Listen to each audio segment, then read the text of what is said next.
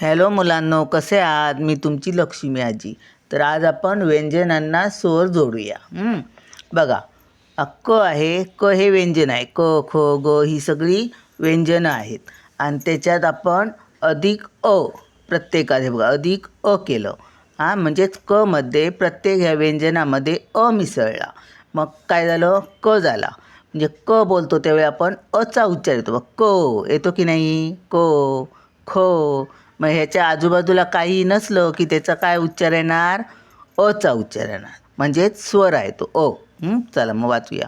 क, ख, ग, घ, च, छ, ज, झ, ट, ठ, ड, ढ, न, त, थ, द, ध, न.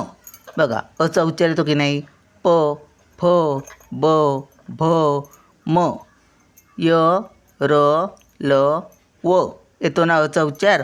श, श, स, ह, ळ, क्ष, ण आला ना अचा उच्चार प्रत्येकात.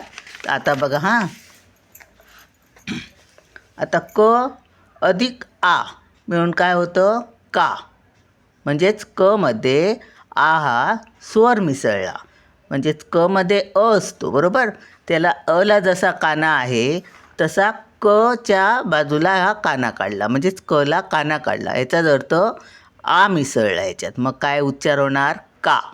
तसाच खला पण काना काढला म्हणजे याचा उच्चार काय होणार? खा. बघा तसंच हे प्रत्येक अक्षर बघा उच्चार बघा कसा येतो? का, खा, गा, घा, चा. बघ काना असला की आचा उच्चार करायचा.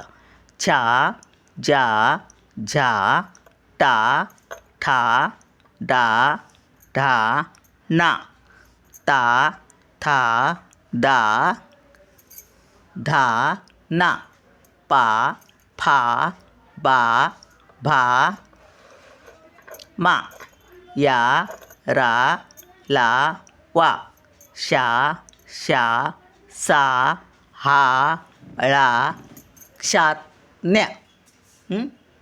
तर असं जो स्वर असेल आ असला तर आ प्रत्येक अक्षर बोलायचं त्याला आचा उच्चार येणार. तर चला मग बाय.